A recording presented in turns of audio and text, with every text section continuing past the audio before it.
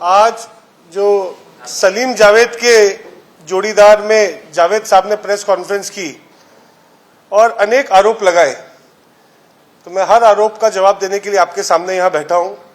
और मुझे लगता है 60 मिनट के अंदर उनके जितने फॉल्स नैरेटिव, फॉल्स स्टोरीज जो एक 5 महीने से मियां नवाब ने जो चालू की थी महाराष्ट्र की राजनीति में और जिसको जावेद साहब, राउत साहब आगे लेके जा रहे हैं, उसका जवाब देने के लिए आपके बीच में हूं।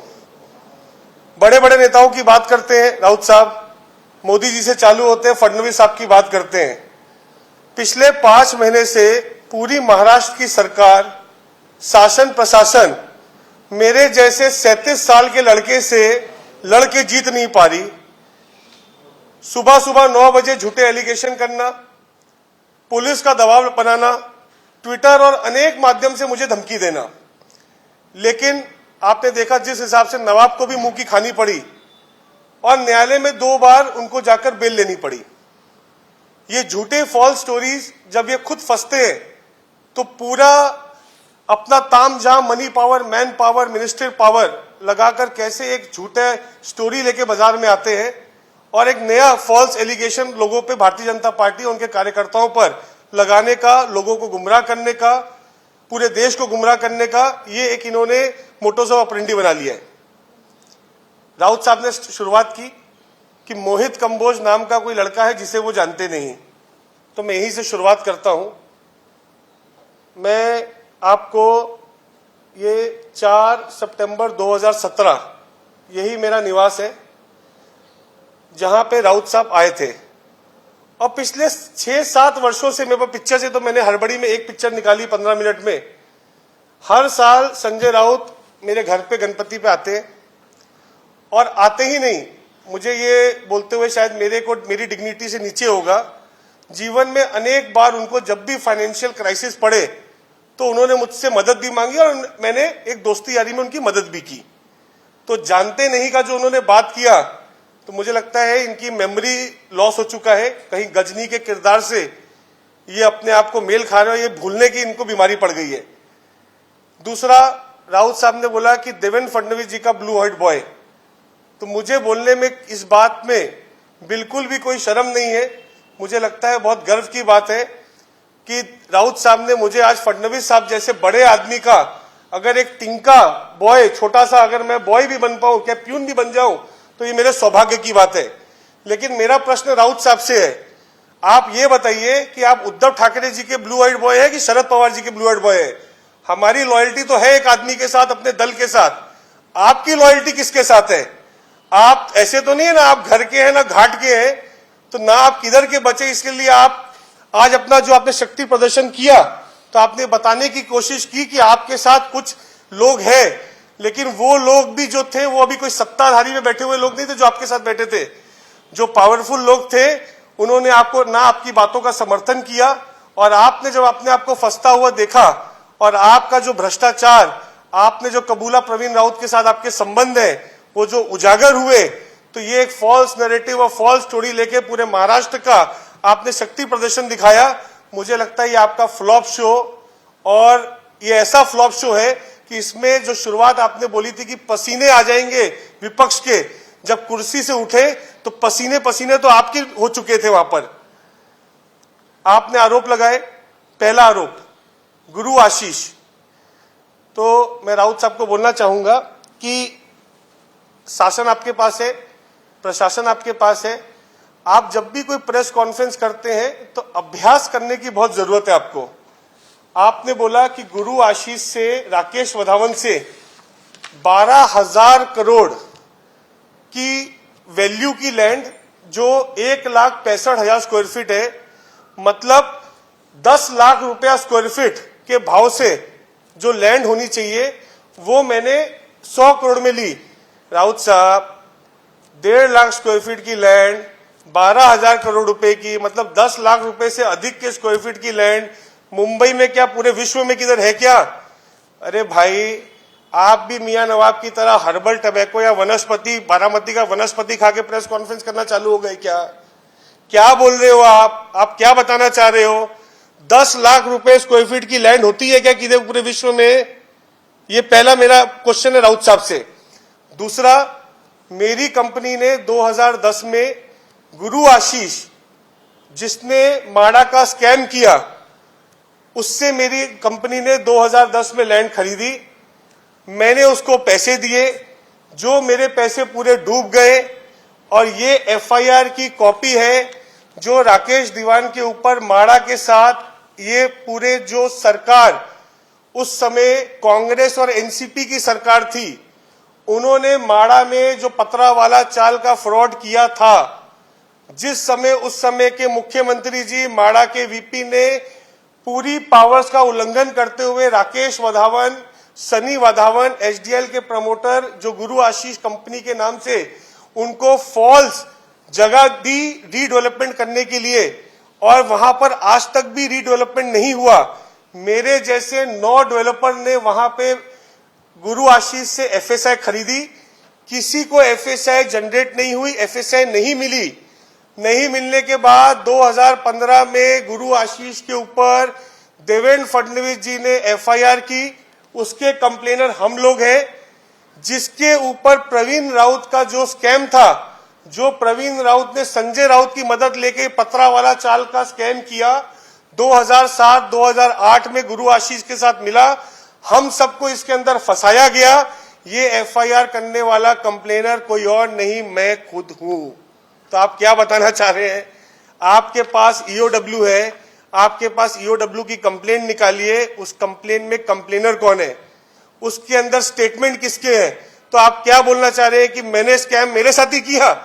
अरे भाई, मैं भुक्तभोगी आदमी हूं, मेरे पैसे डूब गए उसके अंदर, मैंने पैसे की रिकवरी के अंदर एफआईआर मैंने की है। तो आपको जब विषय की माहिती नहीं है, सिर्फ प्रेस कॉन्फ्रेंस करके झूठे झूठे आरोप लगाना, ये आप बंद कीजिए। दूसरा विषय, उन्होंने मेरे अनेक कंपनियों के नाम गिनाए और उन्होंने बोला इसमें पैसे कहां से आते हैं।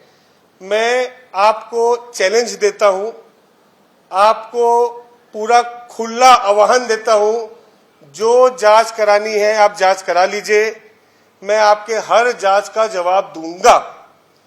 ये रहा संजय राउत जी ने जो मुझ पे एलिगेशन लगाए, उसका जवाब। अब मेरा संजय राउत जी से प्रश्न रहेगा कि राउत साहब,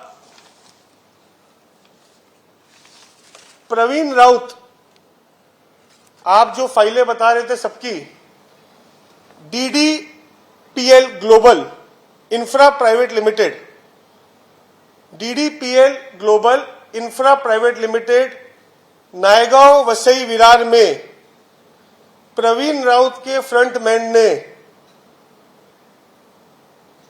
मैन पावर, मसल पावर और संजय राउत पावर का दुरुपयोग करते हुए एक आदमी के झूठी पावर अटॉर्नी बनाकर 175 एकड़ लैंड बॉम्बे के सुप्रसिद्ध बिल्डर को बेच दी।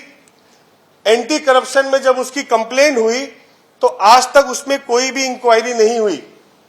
ये पूरी जानकारी मैं खुद अब ईओडब्ल्यू में दूंगा और मैं देखता हूं कि ईओडब्ल्यू इसमें एफआईआर दर्ज करती है कि नहीं करती है। और जब इसकी मीटिंग हुई तो वो मीटिंग में सेटलमेंट में प्रवीण राउत के साथ संजय राउत खुद उपलब्ध थे और धमका रहे थे। ये पूरी लैंड का पार्सल 5000 करोड़ रुपए का प्रोजेक्ट है। 1500 करोड़ में लैंड बेची गई। कितने में? 1500 करोड़ रुपए में, और जिसमें प्रवीण राउत को 750 करोड़ रुपए आए। संजय राउत को उसमें कितना कट मिला? संजय राउत ने जो अपना man power, muscle power use किया, उसको कितना कट मिला? ये मेरा प्रश्न संजय राउत जी से है। दूसरा सवाल मेरा, मैं पूछना चाहूंगा, संजय राउत जी की मेमोरी बहुत तेज है, वो भूलते नहीं है। राउत साहब, आपका और ग्रैंड हयात होटल का क्या संबंध है? राजकुमार गुप्ता, राज बुलियन प्राइवेट लिमिटेड,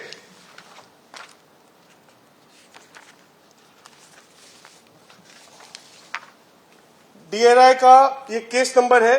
ये डीआरआई का राजकुमार गुप्ता, वंदना गुप्ता, 2 लोगों का ये डीआरआई की एफआईआर है, जिनके ऊपर देश के सबसे बड़े स्मगलिंग रैकेट चलाने का आरोप है। संजय राउत का इनके साथ क्या संबंध है? स्मगलर के साथ, जिनका डीआरआई के स्मगलर लोगों के साथ संजय राउत का क्या संबंध है?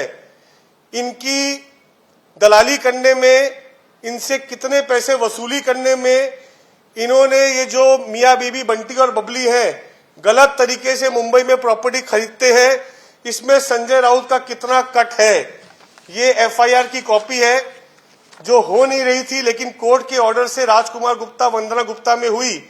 इसमें जो पैसे के लेन देन हुए, संजय राउत ने इसमें कैश में 3 करोड़ रुपए में कितने रुपए लिए? मेरा सवाल संजय राउत से ये है, आप अपने देश के गोल्ड स्मगलर जो 2016, 17, 18 में डीआरआई में अरेस्ट थे, उनके साथ आपके क्या संबंध है, ये आप दुनिया को बताइए। आज आपने प्रेस कॉन्फ्रेंस की, लेकिन सबके मन में एक प्रश्न था, जिस हिसाब से दाऊद इब्राहिम, छोटा शकील या हसीना पारकर में आज जो पैसे की, उनके एंटी टेररिस्ट में जो पैसे के इस्तेमाल हुए देश की गतिविधियों में, जो ड्रग पेडलर, ड्रग माफियाओं में वो पैसे लगे, आज मुंबई में इतनी बड़ी अगर सेंट्रल एजेंसी ने जांच की है, रेड की है, इसके रिश्ते किनके साथ हैं? इन पे आप चुप क्यों बैठ गए? क्या एज अ मुंबईकर आपका ये as a member of parliament इस प्रश्न के ऊपर आपके पास उत्तर नहीं है कि ये आपकी जुगलबंदी जोड़ी कौन है जो मुंबई में 1993 टेररिस्ट प्लांटेशन, टेररिस्ट ब्लास्ट के साथ जिनके कनेक्शन है, उसके साथ आपके कनेक्शन क्या है? राउत साहब, इसमें आप खुलासा कब करेंगे?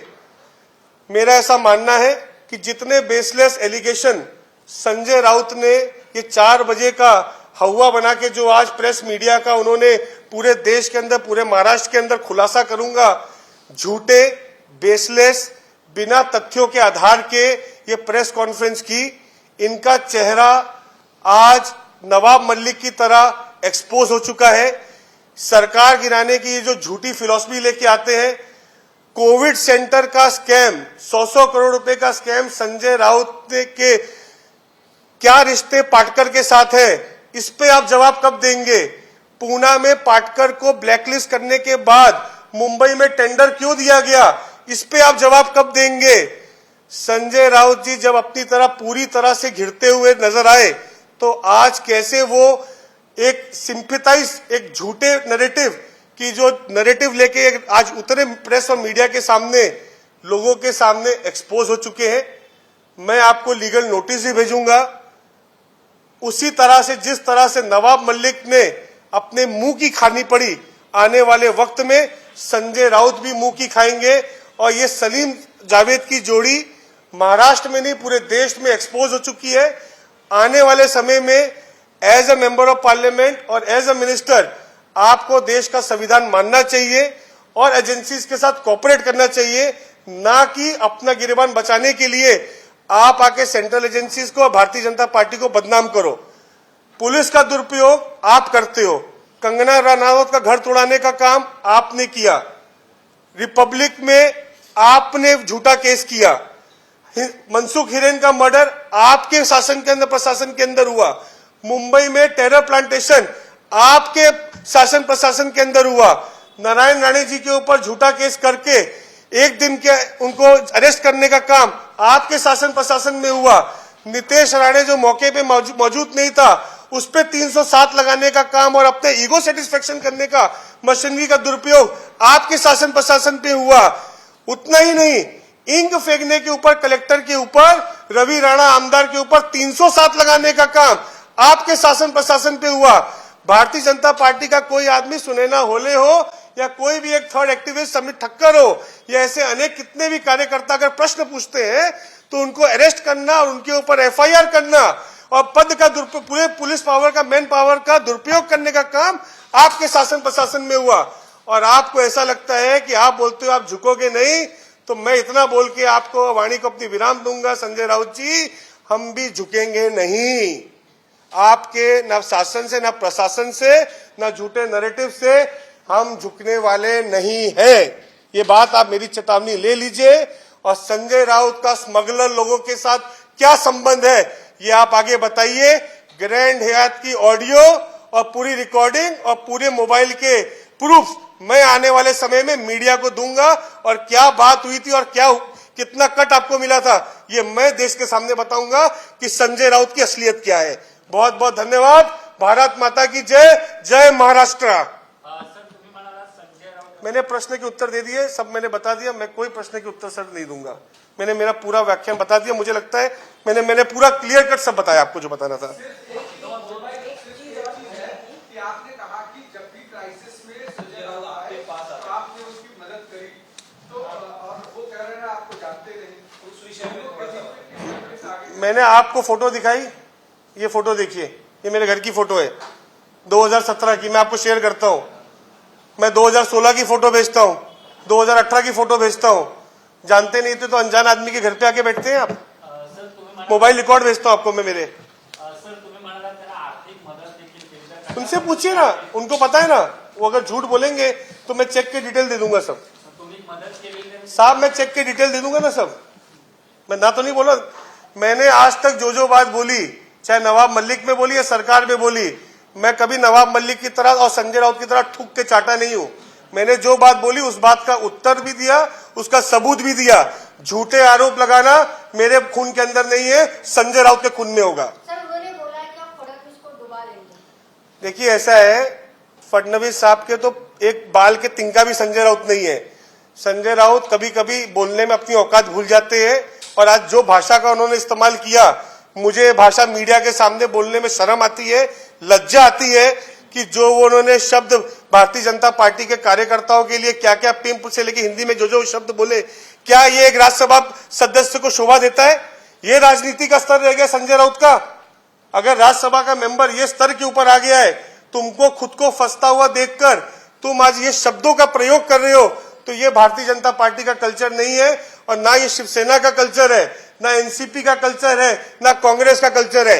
ये कल्चर नवाब मलिक जैसे गुंडे और संजय राउत जैसे रोड छाप नेता का है। संजय राउत ने खुद को बचाने के लिए शिवसेना इकट्ठी की। देखिए ऐसा है, खुद को बचाने के लिए आप किसको भी इकट्ठा कर लो, कुछ भी नहीं कर लो, आप कोई भी पावर दिखाओ, लेकिन जो सबूत है, आप खुद को फंसता हुआ देख के आप कुछ भी कर लो, लेकिन जो कानून की प्रक्रिया बनी हुई है, जिस संविधान की शपथ लेकर आप सरकार में हो, जिस संविधान की शपथ लेकर आप मेंबर ऑफ पार्लियामेंट हो, तो आपको वही संविधान का, वही कॉन्स्टिट्यूशन का पालन करते हुए एजेंसीज को भी कोऑपरेट करना पड़ेगा। और अगर आप गलत नहीं हो तो डरते क्यों? जब आपने कोई गलती नहीं की है, आपको कोई, आपके अंदर कोई आपका भ्रष्टाचार नहीं है, तो डर किस बात का?